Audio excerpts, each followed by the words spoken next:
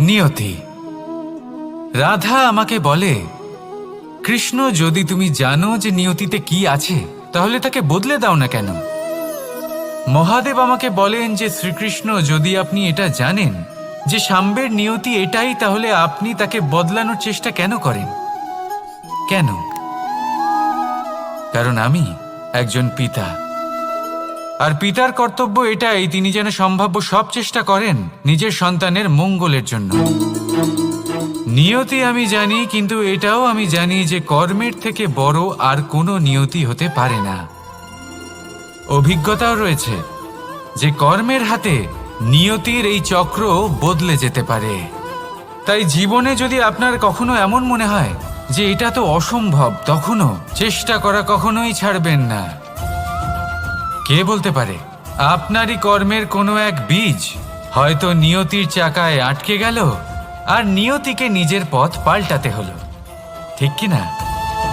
সেই জন্য নিয়তিকে ভাগ্য মেনে নিয়ে চুপ করে বসে থাকবেন না। নিজের নিয়তি স্বয়ং নিজের কর্মের দ্বারা নির্ধারিত করুন, কারণ আপনার এই কর্মের ওপরেই আপনার অধিকার রয়েছে। আর এই অধিকারকে নিয়তি অনেক সময় সম্মানও করে। তাহলে আসুন আর আমার সাথে ভালোবেসে বলুন, রাধা রাধা।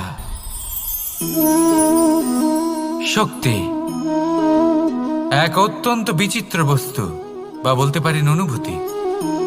পিতা সবসময় চান যেন তিনি তার শক্তি পুত্রকে সঁপে দিতে পারেন, যাতে সে শক্তিশালী হয়, যাতে তার মঙ্গল হয়। তার পুত্র সবসময় চায় যাতে সে পিতার সেই শক্তি লাভ করে, কিন্তু সেই শক্তি লাভ করার জন্য পুত্র হওয়া যথেষ্ট নয়, যোগ্য পাত্র হতে হয়। আসুন আপনাকে সহজে বোঝাই। যদি আপনি সুপাত্র হন আর আপনাকে শক্তি দেওয়া হয়, তাহলে আপনি সেই শক্তির গুরুত্ব বুঝবেন, কোথায় সেই শক্তি প্রয়োগ করা উচিত সেটা বুঝবেন। আর এটা যেহেতু অর্জন করা শক্তি হবে, সেই শক্তির অপব্যবহার হবে না। কিন্তু যদি এই আপনি কুপাত্র হন আর যদি আপনাকে এই শক্তি দেওয়া হয়, তাহলে কি হবে? দেখতে গেলে এই শক্তি আপনি দান হিসেবে পেয়েছেন, তাই না আপনি এই শক্তির গুরুত্ব বুঝবেন আর না এর প্রয়োগ আপনি জানবেন। তার অপব্যবহার হওয়া সুনিশ্চিত। তাই যদি আপনি কোনো শক্তি অর্জন করতে চান, তাহলে আগে তার যোগ্য হয়ে উঠুন। পুত্র নয়, পাত্র হয়ে উঠুন। আর আমার সাথে ভালোবেসে বলুন, রাধা রাধা। কথায় আছে, প্রত্যেক পুত্র তার পিতার প্রতিচ্ছবি হয়, আর সমস্ত প্রতিচ্ছবি চায় যেন সে তার অস্তিত্ব প্রাপ্ত করতে পারে। পুত্র চায় সে যেন তার পিতার মতো হয়, বা কখনো কখনো তার থেকেও শ্রেষ্ঠ হয়। সেটা কোনো অনুচিত ব্যাপার নয়। অনুচিত তখন হয় যখন পুত্র নিজের পিতার মতো হবার স্বপ্ন পূরণ করতে গিয়ে বা তার থেকেও শ্রেষ্ঠ হওয়ার স্বপ্ন পূরণে অনুচিত পথের আশ্রয় নেয়। কারণ তারপরে সে তার পিতার গুণগুলি আত্মসাৎ করতে চায় না। সে শুধুই এটা চায় যে সংসারের চোখে যেন আমি শ্রেষ্ঠ প্রমাণিত হই। এটা অনুচিত।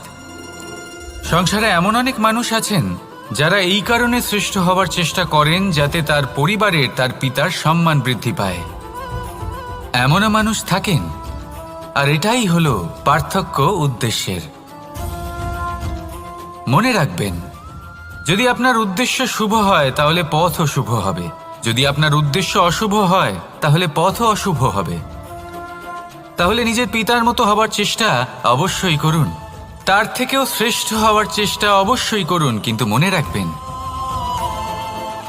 আপনার সংকল্প আর আপনার উদ্দেশ্য এই দুই শুভ হওয়া উচিত। তাহলে আসুন আর আমার সাথে ভালোবেসে বলুন, রাধা রাধা। শক্তি শক্তি অর্জন করা এতটা কঠিন নয় যতটা শক্তি লাভ করার পরে সেই শক্তি সামলানো কঠিন হয়। কারণ যেই মানুষ শক্তি লাভ করে তার মনে গর্ববোধ জন্মায়, জন্মায় অহংকার, জন্মায় জেদ। তাই শক্তি প্রাপ্ত করার সাথে বিনম্র থাকাও অত্যন্ত আবশ্যক। আর এটা আমাদের শেখা উচিত বৃক্ষের থেকে। বৃক্ষ যা আমাদের ফল দেয়, বৃক্ষ যা যত ফল দেয় ততটাই ঝুঁকে যায়। আমরা পাথর মারি ওই বৃক্ষের থেকে ফল প্রাপ্ত করার জন্য। সেই পাথরের মার সহ্য করেও বৃক্ষ আমাদের ফল দেয়। কোনো গর্ববোধ নেই, কোনো অহংকার বোধ নেই, আর সেই জন্য এই বৃক্ষের পুজো করা হয়। এটাই হলো মাহাত্ম্য শক্তির সাথে বিনম্রতার। যদি এই শক্তি সৃজন করে থাকে, সাহায্য করে থাকে, সম্বল হয়ে থাকে, তবেই সেই শক্তি উপযুক্ত। আর নয়তো সেই শক্তি একদিন আপনাকে আসক্ত অবশ্যই করবে। তাহলে শক্তি অবশ্যই অর্জন করুন, কিন্তু তার সাথে সেই শক্তি সামলানোর মতো বিবেকও আপনাকে অবশ্যই জাগ্রত করতে হবে। তাহলে আসুন আমার সাথে ভালোবেসে বলুন, রাধা রাধা। অহংকার অত্যন্ত বলশালী হয়। এই অহংকার মানুষকে কখনো নত হতে দেয় না। অদ্ভুত ব্যাপার, এই অহংকার যা মানুষকে কখনো নত হতে দেয় না, সেটাই তার পতনের কারণও হয়ে দাঁড়ায়। যেখানে মানুষ এটা ভাবতে শুরু করে যে শুধুমাত্র সেই যোগ্য, সেখান থেকেই তার পতনের আরম্ভ। ঠিক কিনা?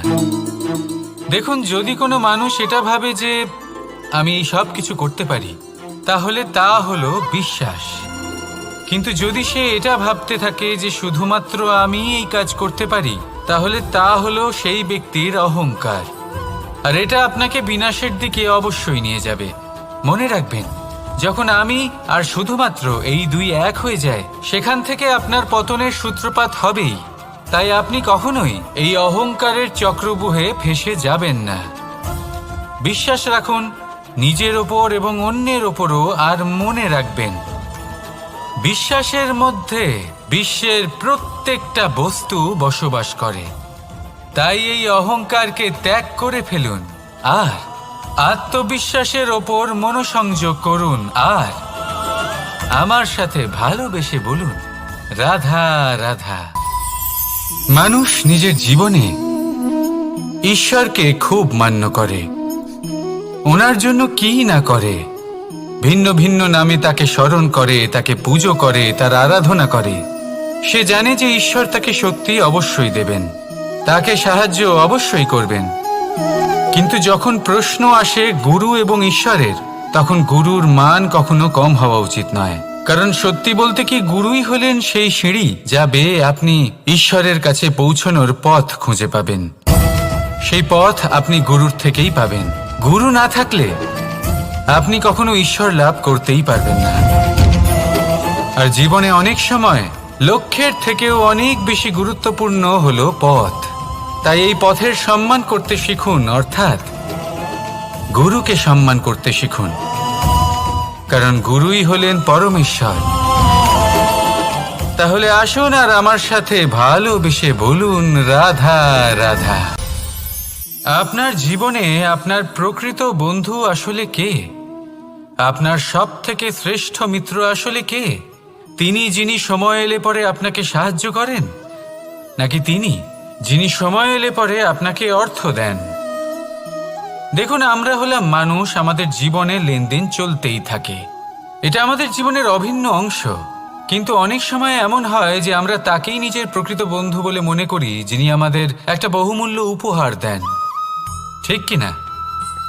এবার আপনার জীবনে সেই বহুমূল্য উপহার কোনটা, ওই অমূল্য মিত্র আসলে কে, সেই সিদ্ধান্ত হলো আপনার। কিন্তু যদি আপনি আমাকে জিজ্ঞেস করেন, তাহলে আমার মতে স্বর্ণ, হিরে, মুক্ত, ধন এগুলো বহুমূল্য নয়। বহুমূল্য হলো সঙ্গ, যখন আপনি একা হয়ে যাবেন, সময়, যখন আপনার তাকে প্রয়োজন হবে, সমর্পণ, যখন আপনার বিশ্বাসের প্রয়োজন পড়বে। যে মানুষ আপনার প্রতি এই 3 গুণ প্রদর্শন করেন, যিনি আপনার কঠিন সময়ে আপনাকে অবশ্যই সঙ্গ দেবেন, যখন আপনার প্রয়োজন পড়বে আপনাকে অবশ্যই সময় দেবেন, আপনার প্রতি সম্পূর্ণ সমর্পিত থাকবেন, সেই হলো আপনার আসল মিত্র, সেই হলো আপনার প্রকৃত বন্ধু। কারণ সত্যি বললে, বন্ধুত্বের অর্থই হলো নিজেকে সম্পূর্ণরূপে কারোর কাছে সমর্পণ করে দেওয়া। তাই আপনার সেই বন্ধুর জন্য নিজের প্রাণ উজাড় করে দিন আর ভালোবেসে বলুন, রাধা রাধা। মানুষ জীবনে 3টে কাজ অবশ্যই করে থাকে, কিছু দান করে, কিছু গ্রহণ করে, আর কিছু ত্যাগ করে দেয়। এটাও ভাবতে থাকে যে এটা করলে কিভাবে করবে। দেবার জন্য পর্যাপ্ত ধন নেই, নেবার জন্য সংসারে অত স্নেহ নেই, আর ত্যাগ করার জন্য জীবনে এত সুখই নেই, তাহলে কিভাবে করবে? আসলে আমরা বস্তুগত চাহিদা অর্জনে এত ব্যস্ত হয়ে পড়ি যে আমরা বুঝতেই পারি না যে কি নেবার আছে, কি দেবার আছে, আর কি ত্যাগ করার আছে। তাহলে আজ আমি আপনাকে বলেই দিই, মনে রাখবেন এই 3টে গুরুত্বপূর্ণ গুণ, 3টে গুরুত্বপূর্ণ কথা। দেবার জন্য আছে দান, নেবার মতো আছে জ্ঞান, আর ত্যাগ করার মতো আছে অহংকার। যখন আপনি দান করতে শিখে যাবেন, জ্ঞান অর্জন করার শক্তি আপনা থেকেই আপনার মধ্যে চলে আসবে। আর যখন এই জ্ঞান আপনার মধ্যে প্রবেশ করবে, অহংকার আপনা থেকেই আপনার থেকে দূরে চলে যাবে। যে ব্যক্তি এই 3-এর মধ্যে ভারসাম্য বজায় রাখতে পারে, তার বর্তমান, ভূত, ভবিষ্যৎ, লোক, পরলোক সব কিছু শুধরে যায়। যেই দিন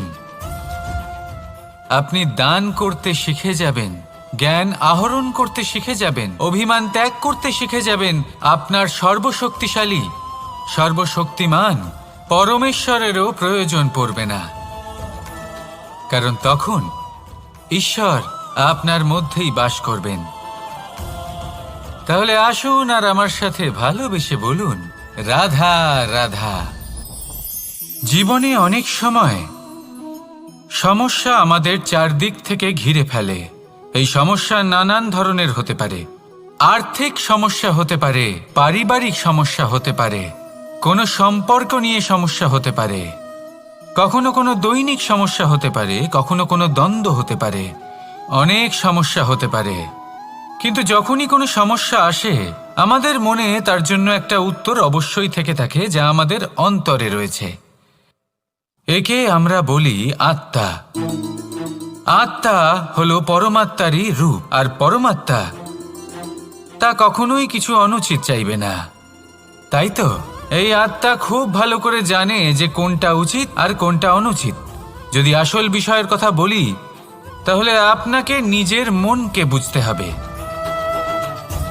কারণ আত্মা তো পরমাত্মা থেকেই আসে, কিন্তু এই মন মানুষ জন্ম থেকেই প্রাপ্ত করে, যার বিকাশ হয় এই সংসারকে দেখে।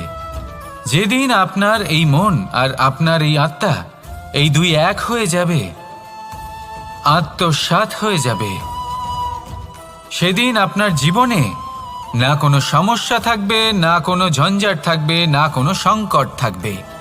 কারণ আপনার কাছে সেই সমস্ত সমস্যার, সমস্ত বিপদের সমাধান থাকবে, আর তাও আপনারই অন্তরে। তাহলে আসুন আর আমার সাথে ভালোবেসে বলুন, রাধা রাধা। ভক্তি আর শক্তি, এই দুইয়ের মধ্যে সম্পর্ক অত্যন্ত সরল। মানুষ ভক্তি করেন যাতে তিনি শক্তি লাভ করতে পারেন, আর শক্তি লাভ করার পরে ভক্তিভাব ভুলে যান, আর শক্তির প্রতি আসক্তিতে মত্ত হয়ে যান, আর সেখান থেকেই তার বিনাশ শুরু হয়। কেন? কারণ ভক্তির দ্বারা প্রাপ্ত শক্তি অন্য কারোর হিতের জন্য ব্যবহার করতে হয়, অন্য কারোর মঙ্গল করার জন্য ব্যবহার করতে হয়, কারোর বিনাশের জন্য নয়। এবার যদি আমি আপনাদের একটা উদাহরণ দিয়ে বোঝাই, তাহলে কোদাল দিয়ে আমরা মাটি কোপাতে পারি, একটা গর্ত খুঁড়তে পারি, যাতে একটা নতুন বৃক্ষ জন্ম নিতে পারে। একটা বৃক্ষ যা অন্য জীবকে ফল প্রদান করবে, যাত্রীদের ছায়া প্রদান করবে। কিন্তু এই কোদালের ব্যবহার যদি আমরা অন্য কারোর ক্ষতি করার জন্য করি, তাহলে ক্ষতি শুধুমাত্র আমাদেরই হবে। তাই জীবনে যদি আপনি কোনো শক্তি লাভ করেন, হয়তো ভক্তির দ্বারা বা অন্য যেখান থেকেই হোক, তার সদ্ব্যবহার করতে শিখুন, নয়তো এই প্রাপ্ত শক্তি আপনার পতনের কারণ হয়ে দাঁড়াবে। তাহলে আসুন আমার সাথে ভালোবেসে বলুন, রাধা রাধা। বরদান অত্যন্ত বিচিত্র এক বিষয়, কিন্তু দেখতে গেলে এই বরদান কি না করতে পারে। এক দরিদ্রকে রাজা বানিয়ে দিতে পারে, একজন দুর্বলকে এই সংসারের সব থেকে শক্তিশালী ব্যক্তি বানিয়ে দিতে পারে। কিন্তু আমরা ভুলে যাই এক অত্যন্ত গুরুত্বপূর্ণ কথা। বরদান এই শব্দের শেষে দান লুকিয়ে রয়েছে। এই দান কথাটা অত্যন্ত গুরুত্বপূর্ণ। আমাদের মনে রাখা উচিত এই বরদান আমরা দানে পেয়েছি, আর তাই তার সম্মান করা উচিত, কখনোই অহংকার করা নয়। আর যে ব্যক্তি বরদান পেয়ে অহংকার করেন তার যা ক্ষতি হয় তা হলো এই বরদান তার থেকে কেড়ে নেওয়া হয়। বর অর্থাৎ শ্রেষ্ঠ, অর্থাৎ বরদানের অর্থ হলো একটা শ্রেষ্ঠ দান, এবং তার ব্যবহার যদি আপনি কারোর ক্ষতি করার জন্য করেন তাহলে ক্ষতি শুধুই আপনার হবে। তাহলে এই বরদানের সম্মান করুন, উচিত পথে চলুন, আর উচিত উদ্দেশ্য নিয়ে এর ব্যবহার করুন, সব কিছু ভালোই হবে।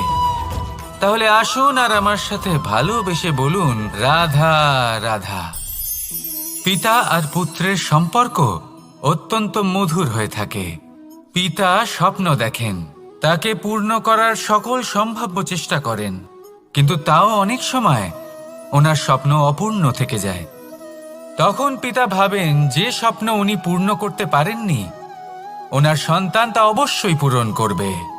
যে স্থানে উনি কখনো পৌঁছতে পারেননি সেই স্থানে ওনার পুত্র অবশ্যই পৌঁছবে। পিতা নিজের সন্তানের ভবিষ্যৎ নিয়ে সেই স্বপ্ন দেখেন, আর যখন সেই সন্তান সামনে এগোতে থাকে তখন তার দুঃখ হয় না, বরং গর্ব হয়। ওনার ভালো লাগে এটা দেখে যে ওনার সন্তান অনেক উন্নতি করছে। কিন্তু যখন সন্তান নিজের অভিভাবকের শক্তি দেখে, তার যশ দেখে হিংসা করতে থাকে, সমস্যা সেইখানেই শুরু হয়। সেই জন্য সকল সন্তানকে এটা মনে রাখতে হবে, দেখুন, পুত্র হবার সুবাদে, এক সন্তান হবার সুবাদে এটা হলো আপনার অধিকার যে আপনি আপনার পিতার থেকে বেশি উন্নতি করবেন। আপনার পিতাও এটাই চান, কিন্তু সুস্থভাবে এটা করুন। একটা রেখা টেনে নিন যাতে আপনি তাতে এগোতে পারেন আর আপনার পিতার তাতে গর্ববোধ হয়, আর সেই বিষয়ে দুঃখ না হয় যে আমার সন্তান আমাকেই ছোট করার চেষ্টা করছে। ইতিহাস সাক্ষী রয়েছে, যে মানুষ অন্য কাউকে ছোট করার চেষ্টা করেছেন সেই মানুষই ছোট হয়ে গেছেন। আর আমার মনে হয় না আপনি এটা চান, কারণ কোনো একদিন আপনিও কারোর পিতা হবেন। আসুন আমার সাথে ভালোবেসে বলুন রাধা রাধা। সাথী, সাথী এই শব্দটির ব্যাখ্যা কে কিভাবে করে? মিত্র, সখা, বন্ধু, কিন্তু অর্থ একটাই। তিনি যিনি আপনার সঙ্গী হন আর তিনি যার সাথী আপনি হন। এবার সব থেকে বড় প্রশ্ন হলো এটাই যে তিনি কে হতে পারেন যাকে আপনি আপনার সাথী বলে মেনে নিতে পারেন, নিজের সখা, নিজের মিত্র, নিজের বন্ধু মেনে নিতে পারেন। আপনার সাথী হলেন তিনি যিনি দুঃখের সময় আপনার পাশে থাকবেন, আপনার হাত ধরে থাকবেন। আপনার সাথী হলেন তিনি যার হাত আপনি নিজের সুখের দিনে ধরে থাকবেন। সেই সাথীরই হাত ধরুন যিনি দুঃখে সবসময় আপনাকে সাহায্য করার জন্য তৎপর হয়ে থাকেন, আপনার পাশে থাকেন, আর যাকে সুখের দিনে আপনি আপনার সাথে রাখতে পারেন। আর যখন আপনার সাথে আপনার এই সাথী থাকবে তখন আপনি এটা বুঝবেন যে যখন জীবনে দুঃখ আসে তখন এই দুঃখ কমে যায়, সবার মধ্যে ভাগ হয়ে যায়। আর যদি তখন সুখ আসে তাহলে সেটা সবার উপস্থিতিতে আরো বেড়ে যায়। এটাই হলো প্রেম, এটাই হলো ভালোবাসা, এটাই হলো সঙ্গ, যেমন সম্পর্ক আমার আর রাধার মাঝে। তাহলে আসুন আর আমার সাথে ভালোবেসে বলুন রাধা রাধা।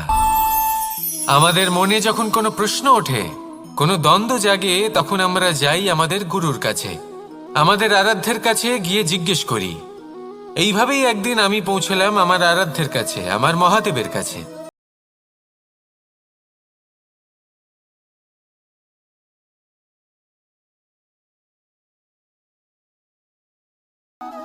ভাগ করে নেবার, জীবনকে উপভোগ করে নেওয়ার সর্বশ্রেষ্ঠ সময় কোনটা? মহাদেব হাসলেন আর উনি বললেন, জীবনে উৎসব পালনের সবথেকে শ্রেষ্ঠ দিন হল মৃত্যুর ঠিক আগের দিনটা। প্রেম ভাগ করে নেওয়ার সবথেকে শ্রেষ্ঠ মুহূর্ত হল মৃত্যুর ঠিক আগের মুহূর্ত। জীবনকে উপভোগ করে নেওয়ার সর্বশ্রেষ্ঠ প্রহর হল মৃত্যুর এক প্রহর পূর্বে। তখন আমি চমকে গেলাম। আমি বললাম, কিন্তু মহাদেব, মৃত্যু তো অনিশ্চিত, আমরা জানিও না কবে আমাদের মৃত্যু হবে। মহাদেব আবার হাসলেন। উনি বললেন যে যদি আমরা এভাবে জীবন কাটাই যে আমরা জীবনের প্রত্যেক দিন, প্রত্যেক মুহূর্ত, প্রত্যেক প্রহর শেষ বলে মনে করি, তাহলে আমাদের সমস্ত জীবন আনন্দের সাথেই অতিবাহিত হবে। কি বলেন? তাহলে আপনিও এই কথা মনে রাখুন আর আমার সাথে ভালোবেসে বলুন, রাধা রাধা। জীবনে অগ্রসর হওয়ার জন্য আমাদের কাকে প্রয়োজন হয়? মাতা পিতা, বন্ধু, প্রেম, সাহায্য, অর্থ, পরিশ্রম, আশা। ভিন্ন ভিন্ন মানুষ ভিন্ন ভিন্ন বিকল্প চয়ন করে। যদি আমি আপনাকে বলি, তাহলে জয় আর পরাজয়ের মন্ত্র দুটো শব্দের উপর নির্ভর করে, মেনে নেওয়া আর দৃঢ় হওয়া। যদি মেনে নেন তাহলে হেরে যাবেন, যদি দৃঢ় হন তাহলে নিশ্চিত রূপে জয়ী হবেন। যদি কখনো আপনি ক্লান্ত হয়ে ওঠেন, আপনি দুঃখী হন, পুরোপুরি ভেঙে পড়েছেন, তখন মেনে নেবেন না যে আপনি ভেঙে পড়েছেন, নয়তো হেরে যাবেন। তখন উল্টে স্থির করবেন যে যাই হয়ে যাক না কেন, আমি জয়ী হবই। আর আপনি দেখবেন যে জয় নিশ্চিত রূপে আপনার কাছেই আসবে। তাহলে এই কথা মনে রাখবেন আর আমার সাথে ভালোবেসে বলবেন, রাধা রাধা। সময়, জীবন, কাল। দেখতে গেলে এই তিনটি শব্দ একটি শব্দেরই সমার্থক শব্দ।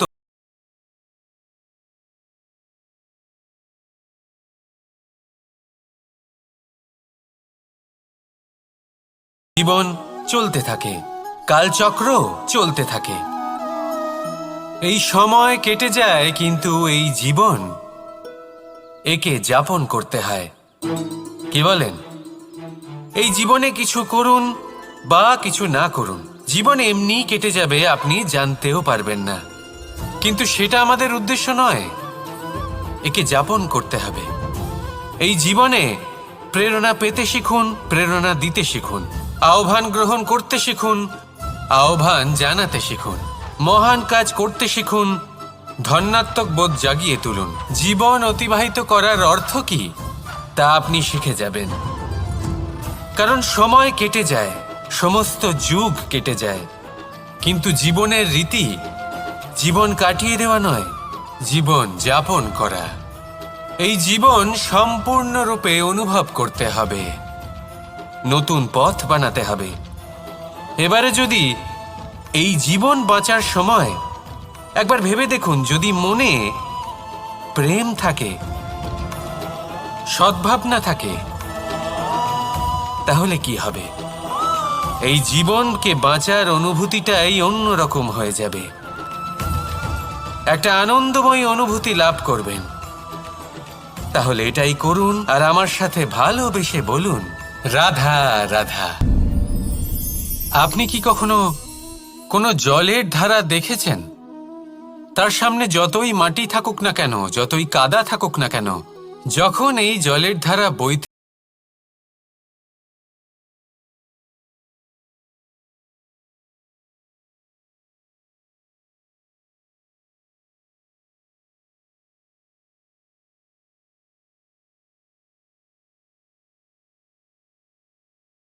তাহলে নিজের মনের, নিজের ভাবনার, নিজের জীবনের যত অনাবশ্যক তত্ত্ব আছে, অনুপযোগী অংশ রয়েছে, অর্থাৎ অপরিষ্কার অংশ রয়েছে, তা নিজে থেকেই নির্মল হয়ে উঠবে। আর যেরকম জলের ধারা কখনো থেমে থাকে না, সব সময় বয়ে চলে, সেইভাবে আপনিও কখনোই থামবেন না, সবসময় বয়ে চলুন, এগোতে থাকুন, পথে যদি অনেক বিপদ আসে, সমস্যা আসে, থামবেন না, তার উপর নিরন্তর প্রহার করুন, নিরন্তর প্রয়াস করুন আর অগ্রসর হন। আপনি ভেবে দেখুন, এই জলের ধারা কখনো থেমে থাকে না, সবসময় বয়ে চলে, বিপদের সম্মুখীন হয়ে তাকে সাথে বয়ে নিয়ে চলে। সেই জন্য জলের ধারা, প্রবাহমান এই ধারা, এর থেকে কখনো দুর্গন্ধ আসে না, এতে কখনো ময়লা জমতে পারে না, বরং পালিত হয় সুন্দর প্রাণবন্ত জীবজন্তু, যেমন সুন্দর ছোট মাছ। তাই আপনিও এটাই করুন, কখনো থামবেন না, শুধু চলতে থাকুন, জলের ধারার মতো বইতে থাকুন। আপনি আপনার লক্ষ্য অবশ্যই খুঁজে পাবেন, আর তার সাথে নিজের অন্তরের যে মালিন্য রয়েছে তা আপনি নিজেই নিজের থেকে দূরে করে দেবেন। তাহলে আসুন আর আমার সাথে ভালোবেসে বলুন, রাধা রাধা।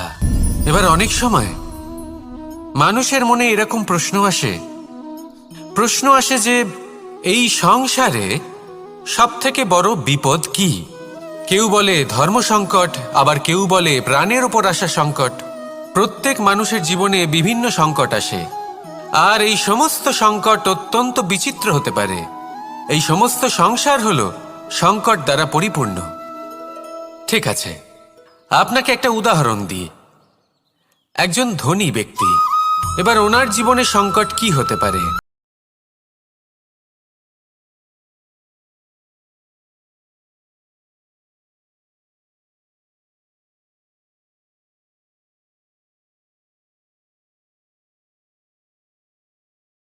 না পারে, তাহলে সে ধরা পড়ে যেতে পারে, ঠিক কিনা? আবার অনেক সময় এমনও হয় যে যার জন্য আমি সংকট, সেও আমার কাছে সংকট। যেমন এই পরিস্থিতিতে দেখুন, সংকট হলো সংকট, এ তো জীবনে থাকবে, কিন্তু এর সম্মুখীন কিভাবে হওয়া যায়? খুব সরল, সব এটার ওপর নির্ভর করে, মনের ওপর। এই মনকে নিয়ন্ত্রণ করলে সব ঠিক থাকবে। এবার যদি ধনী ব্যক্তি মনকে নিয়ন্ত্রণ করে ফেলেন, নিজের অর্থের ব্যবহার শুভ কাজের জন্য, সমাজের সেবার জন্য বিকাশ করতে করেন, ওই অর্থকে একত্রিত করে না রাখেন, তাহলে চুরির সমস্যা, এই সংকট সেখানেই কেটে যাবে। এবার যদি কথা বলি সেই চোরের, তাহলে চোর যদি নিজের মনকে সংযত করে নেয়, যদি নিজের কর্মকে নিয়ন্ত্রণ করতে পারে, তাহলে এমন কোনো স্বর নেই যা ওকে ধরা পড়তে বাধ্য করবে। সেই জন্য জীবনে সংকট যতই আসুক, যত বড়ই সংকট আসুক না কেন, কবচ হলো একটাই, আর এই কবচের নাম হলো আত্মনিয়ন্ত্রণ। নিজের মনকে নিয়ন্ত্রণে রাখতে শিখুন। এটা নিজের জীবনে প্রয়োগ করে তো দেখুন। যদি আপনি করতে পারেন, তবে আপনি দেখবেন যে সংকট তো জীবনে আসা যাওয়া করে, কিন্তু সেই সংকটগুলির সম্মুখীন আপনি এইভাবে করতে পারবেন। তাহলে সেটাই করুন, আর আমার সাথে ভালোবেসে বলুন, রাধা রাধা। এই দড়িটা দেখুন, ছোট ছোট রেশম দ্বারা তৈরি, এটা সরু সুতো দ্বারা তৈরি হয়েছে এটা, আর এ অত্যন্ত কোমলও বটে। আর আপনি চাইলে এটা সোজাও করে দিতে পারেন, আর চাইলে এটা বেঁকিয়েও দিতে পারেন, আর যদি চান তাহলে এটা গোল গোল করে বেঁধে কোথাও রেখেও দিতে পারেন। এবার এই কোমল দড়ি যদি কোনো নিষ্ঠুর কঠিন পাথরে বারংবার জড়িয়ে দেওয়া হয়, তাহলেও তাকেও কাটতে পারে, নিজের ছাপ ছেড়ে যেতে পারে, সেটার আকারও বদলে ফেলতে পারে। এবার এর কারণ কি? এর কারণ হলো অভ্যাস আর নিরন্তর প্রচেষ্টা। যদি আপনিও চেষ্টা করেন আর নিরন্তর কর্ম করে যান, তাহলে আপনার প্রারব্ধ পাথরের মতো কঠিনই হোক না কেন, তাতে ভাঙন ধরিয়েও আপনি নিজের লক্ষ্যে অবশ্যই পৌঁছতে পারবেন। একটা গুরুত্বপূর্ণ কথা মনে রাখবেন, সুকর্মের অভ্যাস আর নিরন্তর প্রয়াস, এই হলো সাফল্যের মন্ত্র। তাহলে জীবনে এই মন্ত্র আনুন, আর আমার সাথে ভালোবেসে বলুন, রাধা রাধা। বসন্ত ঋতু, এই সময় মন আনন্দে ভরে থাকে, এমন মনে হয় যেন আমরা আকাশে বিচরণ করতে চলে যাই, কিন্তু সেটা তো সম্ভব নয়। সেই জন্য হয়তো আমরা ঘুড়ি ওড়াই, এই ঘুড়িকে নিজেদের প্রতিরূপ মনে করে। এবার অনেক মানুষ আছেন যারা ঘুড়ি ওড়ান, কিন্তু এই কর্মের সারমর্ম কি